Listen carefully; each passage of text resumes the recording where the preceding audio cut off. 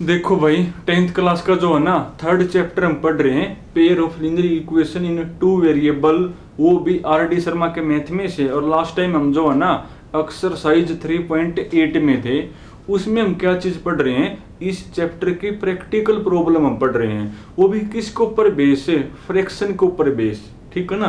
और बेस मैंने आपको ये बताया था कि कोई भी जो फ्रैक्शन है ना, वो तो एक्स अपॉन वाई टाइप का होता है। एक्स उसमें कौन है, न्यूमरेटर, वाई उसमें कौन होता है, डिनोमिनेटर आपका होता है भाई। तो जब भी आपको कोई फ्रैक्शन मानना हो ना, तो वो हमेशा आपको एक्स अपॉन वाई मानना होता है। अब एक्स और वाई आपके दो अननोन है ना, तो दो अननोन को सिंप्लीफाई करने के लिए दो इक्वेशन चाहिए, और दो इक्वेशन को बनाने के लिए दो कंडीशन, और वो दो कंडीशन आपको दी मिलेंगे, वहां तक आपकी दो इक्वेशन बन जाएंगी। उन दो इक्वेशन को सिंप्लीफाई करके ने एक्स और वाई की वैल्यू आ जाएगी। वो एक्स और वाई की वैल्यू यहां पर लिखोगे तो फ्रैक्शन आ जाएगा। पढ़ना भाई, लास्ट में मैंने आपको फिफ्थ करवा दिया, अब तुम क्वेश्चन नंबर 6 पढ़ो। तो स्टेटमेंट काफी बड़ी है तो पूरी लिख नहीं पाऊंगा। कहो के शुरुआत में when 3 is added to the denominator भाई, अगर आप डिनोमिनेटर के अंदर 3 ऐड करोगे और 2 is subtracted from the numerator, और जो न्यूमरेटर है ना उसमें से 2 आप क्या करोगे, सब्ट्रैक्ट आप करोगे, तो जो फ्रैक्शन है ना, तो जो फ्रैक्शन है वो कौन हो जाए आपका भाई, 1/4 आपका बन जाए।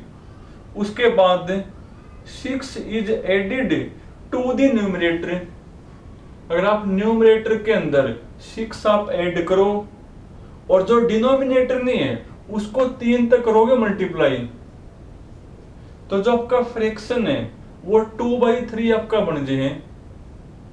तो वो फ्रैक्शन आपने बताना है। तो सीधी सी बात है, मानना पड़ेगा, और वो हमेशा आपने क्या मानना हुआ है, एक्स अपॉन वाई। तो सॉल्यूशन भाई, तो पेपर में से लिखोगे लेट ए फ्रैक्शन बी, तो वो हमने क्या मानना है, एक्स अपॉन वाई हमने मानना है। अब जैसा वो कहो है वैसे करो। अब शुरुआत में क्या कहो है कि जो भी आपके पास फ्रैक्शन है वो तो एक्स अपॉन वाई हमने मानने हैं, उसका जो डिनोमिनेटर नहीं है उसमें तो 3 ऐड करो। ये आपका डिनोमिनेटर है भाई, इसमें तो 3 ऐड करो, और जो आपका न्यूमरेटर नहीं है उसमें तो 2 माइनस करो। तो ये जो फ्रैक्शन है इक्वल टू कौन हो जाए, 1/4 बन जाए। क्रॉस मल्टीप्लाई, तो 4x माइनस का 8 और y प्लस 3 की 1 की y प्लस में 3 लिया y को इस साइड, तो 4x माइनस का y और माइनस का 8 ले जाओ उस साइड, तो प्लस का 8 हो जाएगा और प्लस का 3 हो गया, 11 हो गया। इसको इक्वेशन नंबर 1 नाम दो। एंड सेकंड की कंडीशन है भाई कि जो फ्रैक्शन आपके पास है वो तो वही x अपॉन वाई है, उसका जो न्यूमरेटर नहीं है उसमें तो 6 ऐड करो, जो कर दिया 6 ऐड, और जो डिनोमिनेटर नहीं है उसको 3 तक करो मल्टीप्लाई, लोग के बार मल्टीप्लाई कर दी। तो ये जो फ्रैक्शन है वो किसके इक्वल हो जाए, 2/3, एक यहां तक बन जाएगी, वही क्रॉस मल्टीप्लाई, तो 3x प्लस 3 6 जा 18 इज इक्वल टू 2 की और 3y की मल्टीप्लाई 6y हो गया। लिया सब कुछ इस साइड, तो 3x माइनस का 6y इक्वल टू कौन, माइनस का 18। थोड़ी देखो ये और भी सिंप्लीफाई हो उसका, अगर आप चाहो तो देखो सब के सब आपके 3 से कटे तो काट लो, आसान हो जाएगा। जब इसको 3 से काटोगे तो x माइनस का 2y, थोड़ा आसान हो जाए और कुछ नहीं भाई, काटना 3 से, माइनस का 6, इसको इक्वेशन नंबर 2 नाम दो। अब फर्स्ट को और सेकंड को सोल्व करोगे तो आपकी एक्स और वाई की वैल्यू आ जाएगी। तो इसको भी इसी से कर लो सब्स्टिट्यूशन दे। क्या होता है सब्स्टिट्यूशन में, आप किसी एक की निकाल के ना वैल्यू दूसरे में करनी हो पुट, अब की बार यहां से निकाल लो एक्स, आसान पड़ेगा। तो फ्रॉम इक्वेशन टू यहां से निकालना आसान है ना एक्स, तो यहां से एक्स की वैल्यू कौन होगी, इसको ले जाओ उस साइड, तो प्लस का 2y और माइनस का 6, इसको इक्वेशन नंबर स्टार मानते हैं ना। अब ये x की वैल्यू इसमें कर दो पुट, तो पुट इन इक्वेशन फर्स्ट, करना फर्स्ट में पुट। देखो 4 तो है, जहां पर x है वहां पर ये लिख दो ना।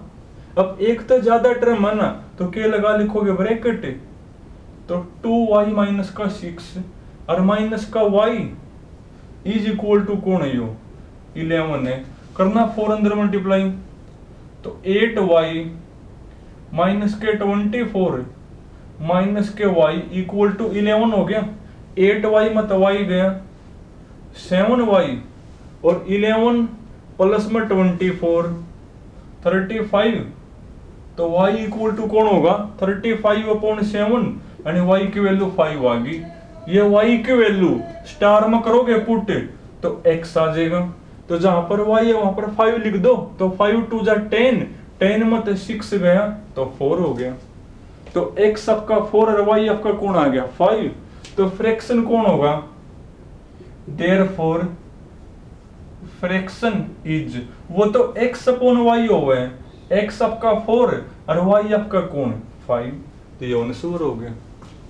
तो ये बिल्कुल आसान है भाई, बस आपको मेन स्टेटमेंट समझनी है कि जैसा वो कहो वैसे करो, और कुछ है ही नहीं इसके अंदर। और देखो भाई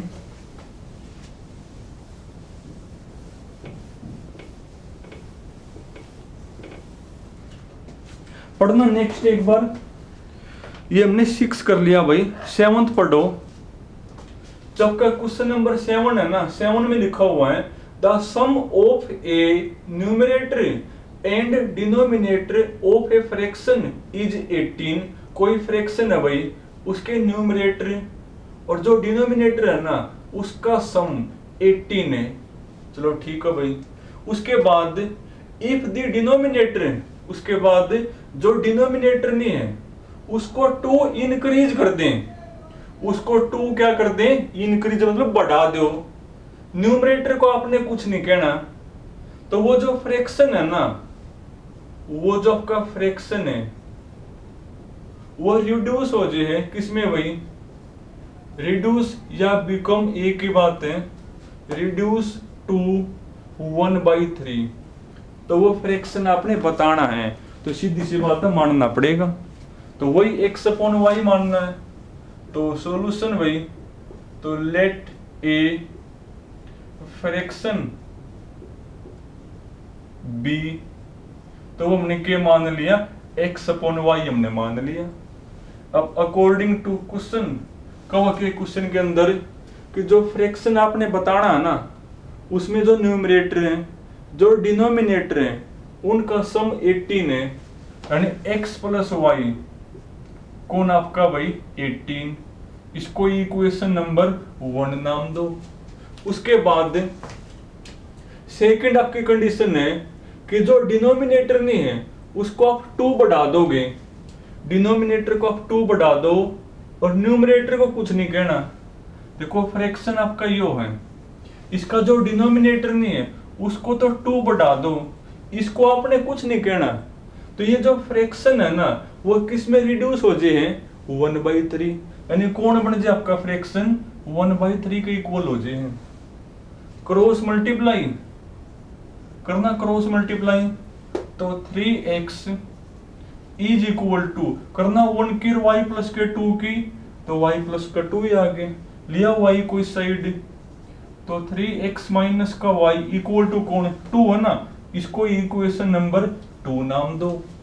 अब फर्स्ट को सेकंड को सोल्व करो तो x और y की वैल्यू आ जाएगी। देखो आसान है सोल्व करना, ये तो इनको ऐड ही कर दो भाई, y तो y क्या हो जाएगा कैंसिल हो जाएगा।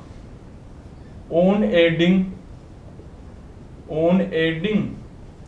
इक्वेशन 1 एंड इक्वेशन 2 करना ऐड एक बार, y तो y कैंसिल हो गया, तो 3x में x जोड़ना, तो 4x is equal to 18 plus में 2 20, तो x इक्वल टू होगा 20/4 यानी कि 5 आ गया।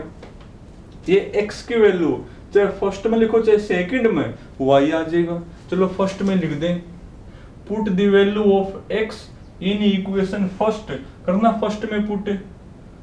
तो जहां पर x है वहां पर 5 plus y is equal to कौन 18, तो y इक्वल टू कौन होगा भाई 13 बनेगा। y इक्वल टू कौन होगा आपका 13 बनेगा भाई। तो फिर आपका जो फ्रैक्शन है वो कौन होगा, तो देयरफॉर फ्रैक्शन इज, वो तो x अपॉन y होता है, x आपका 5 y आपका 13, तो आपका आंसर कौन होगा भाई 5 अपॉन 13 बनेगा, फिर वो आपका हो जाएगा। तो चलो काफी आज के लिए, बाकी फिर कल करेंगे।